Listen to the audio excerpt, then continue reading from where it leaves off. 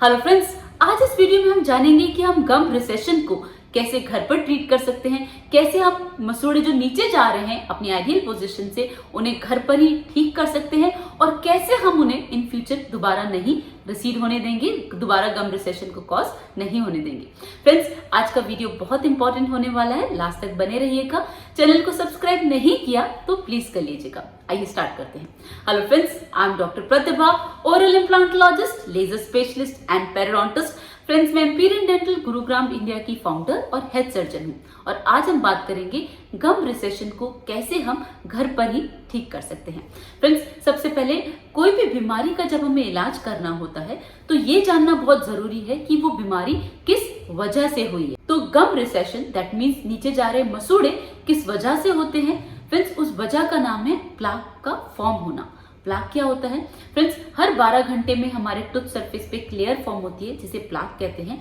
वो हम जो खाना खाते हैं उसके रेमिनेंट्स होते हैं। वो रेमिनेंट्स जब सलाइवा के साथ कंबाइन हो जाते हैं और माउथ में ऑलरेडी बैक्टीरिया होता है, तब ये तीनों चीजें एक साथ कंबाइन होती हैं, तब एक इन्फेक्टेड लेयर को फॉर्म करती हैं जिसे प्लाक कहते हैं। तो फ्रेंड्स, प्लाक रिमूवेबल होता है, आप इसे टूथब्रश से रिमूव कर सकते हैं। लेकिन अगर हम इसे रिमूव ना करें तो एक हार्ड सब्सटेंस को बना लेती है जिसे कैलकुलस कहते हैं। And calculus is as hard as rock. वो एक पत्थर जितना हार्ड होता है और नॉर्मल टूथब्रश से घर पर वो नहीं रिमूव होता। उसे रिमूव कराने के लिए प्रोफेशनल क्लीनिंग की जरूरत पड़ती है जो अल्ट्रासोनिक मशीन से की जाती है। तो डॉक्टर के पास अल्ट्रासोनिक स्केलर होगा तभी वो रिमूव हो पाए। तो ये तो कॉज होता है गम रिसेशन का। अब जानते हैं कि हम इसे कैसे प्रिवेंट कर सकते हैं। फ्रेंड्स, जैसा कि मैंने बताया कि प्लाक हर 12 घंटे में बनता है और इसे रिमूव ना करें तो वो हार्ड सब्सटेंस कैलकुलस बना लेता है। तो सबसे ज्यादा जरूरी है स्टेप नंबर 1, रात को सोने से पहले ब्रश करना कंपलसरी है और मैंडेटरी है। अभी मैं जितने भी स्टेप बता रही हूँ वो सारे स्टेप आपको फॉलो करने बिल्कुल मैंडेटरी हैं। सबसे पहले रात में सोने से पहले इट्स कंपलसरी कि आप ब्रश करेंगे, अच्छे तरीके से ब्रश करेंगे, कभी भी हार्ड ब्रशिंग नहीं करेंगे, हमेशा सर्कुलर मोशन में ब्रश करेंगे। ब्रश हमेशा आधा, उसमें जो 4 रोज होती हैं उसकी 2 रोज गम्स में होंगी और 2 रोज टूथ सरफेस पे होंगी और आप उसे सर्कुलर मोशन में ब्रश करेंगे। एंड मेक श्योर कि आपके जो ब्रिसल्स की शेप हो वो जिगजैग वाली हो, राइट। जो ट्रायंगुलर शेप होती है वो दांत के बीच में जाती है और अच्छे से दांत के बीच की सफाई करती है। लेकिन आप कितने भी अच्छे से करें ना, लेकिन अगर दांत के बीच में खाना फंस रहा है तो वो नॉर्मल टूथब्रश से रिमूव नहीं होगा। तो ये है स्टेप नंबर 2। फ्रेंड्स, दांतों के बीच में क्लीनिंग करना, इंटरडेंटल क्लीनिंग करना उतना ही जरूरी है जितना हमारा टूथब्रशिंग करना है। तो इंटरडेंटल क्लीनिंग कैसे करते हैं उससे पहले आप ये जानिए कि इंटरडेंटल क्लीनिंग क्यों बहुत ज्यादा जरूरी है। क्योंकि ये मेन सोर्स है दांत से खाने का फंसना और फंसकर मसूड़े हड्डी में जाके इन्फेक्शन कॉज करना।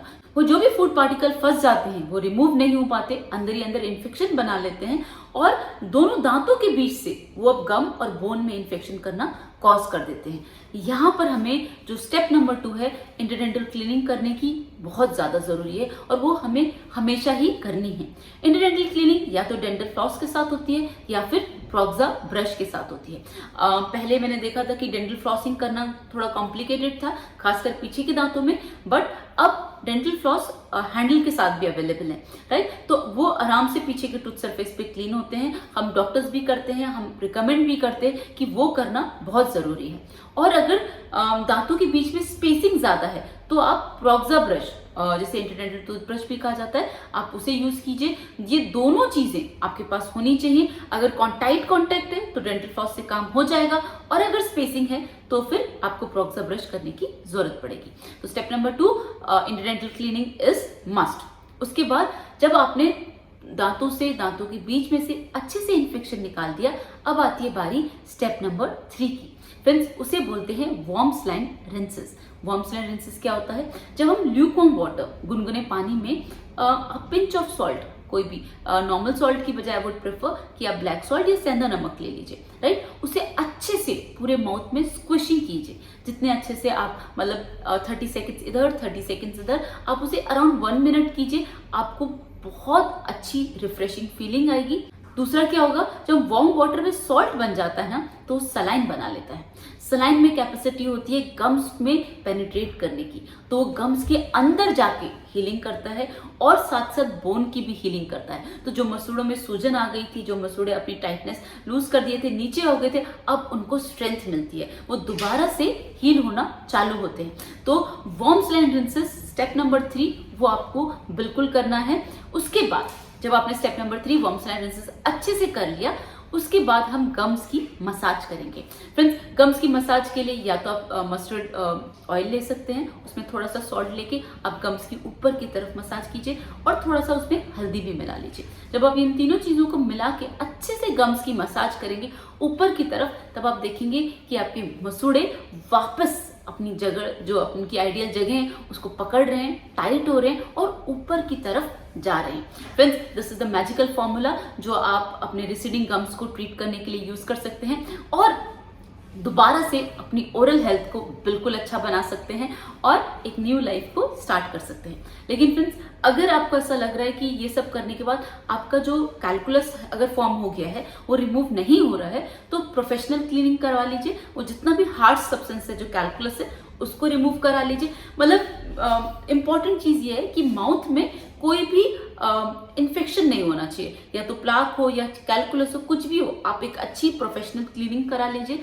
अपनी ओरल हेल्थ को वापस लिया है। उसके बाद जो मैंने ये रिसीडिंग गम्स के लिए ट्रीटमेंट बताया, होम रेमेडी बताई, आप उसको फॉलो कीजिए, आपको दोबारा से अपनी ओरल हेल्थ वापस मिल जाएगी। सो फ्रेंड्स, ये एक सिंपल तरीका है जिसकी वजह से हम रिसीडिंग गम्स को घर पर ही ट्रीट कर सकते हैं। बस अगर प्लाक फॉर्म में है तो कोई दिक्कत नहीं है, आपको बिल्कुल भी कोई प्रोफेशनल हेल्प लेने की जरूरत नहीं है। लेकिन अगर कैलकुलस में वो कन्वर्ट हो गया तो बस एक बार प्रोफेशनल क्लीनिंग करवा लीजिए। उसके बाद you can follow all these steps and you can have your gums back to your ideal position. Friends, आज के लिए बस इतना ही। Thank you so much.